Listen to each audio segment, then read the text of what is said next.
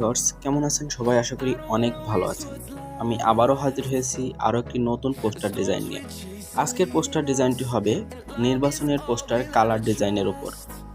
পোস্টারটি আমি অনেক সময় ধরে ডিজাইন করেছি, কিন্তু আপনাদের এত সময় লাগবে না। আপনাদের জন্য একটা পিএলপি ফাইল নিয়ে এসেছি। যে পিএলপি ফাইলটা ডাউনলোড করে পিক্সেল অ্যাপ্লিকেশনের মাধ্যমে আপনার নাম ও ছবি পরিবর্তন করে নিতে পারবেন। তো ফাইলটি ডাউনলোড করার জন্য বরাবরের মতো 3 ডিজিটের পাসওয়ার্ড ভিডিওর ভিতরে একটা করে শো হবে। সেগুলো কালেক্ট করে ভিডিও ডিসক্রিপশন বক্স থেকে লিঙ্ক দেওয়া থাকবে, সেখান থেকে ডাউনলোড করে নেবেন। এবং সেই ফাইলটা এডিট করার জন্য প্রয়োজন হবে পিক্সেলল্যাব অ্যাপ। এটা প্লে স্টোরে অ্যাভেলেবেল আছে, অথবা ভিডিও ডিসক্রিপশন বক্স চেক করলে লিঙ্ক পেয়ে যাবেন। তো ডাউনলোড করবেন পিক্সেলল্যাব, এরপর পিক্সেলল্যাব অ্যাপটা ওপেন করবেন। ওপেন করার পর আপনার সামনে এরকম একটি ইন্টারফেস আসবে। এখান থেকে উপরের দিকে দেখতে পাচ্ছেন 3 ডট একটা মেনু আছে, এখানে ক্লিক করবেন। এখান থেকে open.plp ফাইলে ক্লিক করবেন। এরপর উপরে দেখতে পাচ্ছেন .plp নামে একটা অপশন আছে, এখানে ক্লিক করবেন।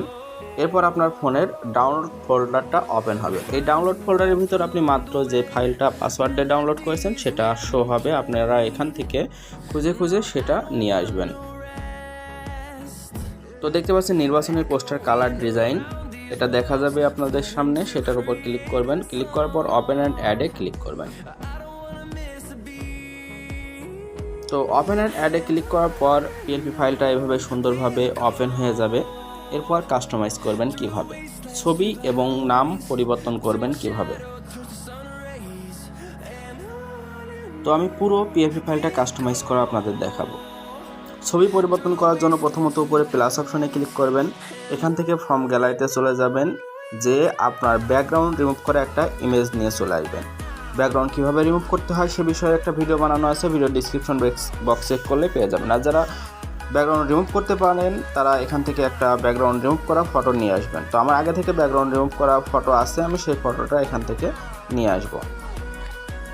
তো এখান থেকে ব্যাকগ্রাউন্ড ফটো রিমুভ করার একটা ফটো নিয়ে আসার পরে সেটা সুন্দরভাবে কাস্টমাইজ করে একটু জুম করে বড় করে এখানে সুন্দরভাবে বসিয়ে দেবেন। তো আমি দেখতে পাচ্ছেন সুন্দরভাবে বসিয়ে দিয়েছি। এবং এখন লেয়ার অপশনে ক্লিক করবেন এবং মাত্র যে ছবিটা আনলেন ছবিটার বাম পাশে দেখতে পাচ্ছেন 8টা ডট আছে, এখানে ক্লিক করে ধরে রাখবেন, রেখে নিচেই নিয়ে চলে আসবেন। 8টা ডটের উপর চেপে ধরে রেখে নিচে নিয়ে চলে আসবেন। আগে ছবিটা যেখানে আছে ঠিক সেখানে নিয়ে যাবেন। তো আসার পরে আগের ছবিটা চোখ আইকনের উপরে ক্লিক করলে আগের ছবিটা হাইড হয়ে যাবে, আর আপনার বর্তমান ছবিটা এখানে অ্যাড হয়ে যাবে। এরপর উপরে দেখতে পাচ্ছেন টেলিভিশন মার্কা, এটা কিভাবে পরিবর্তন করবেন।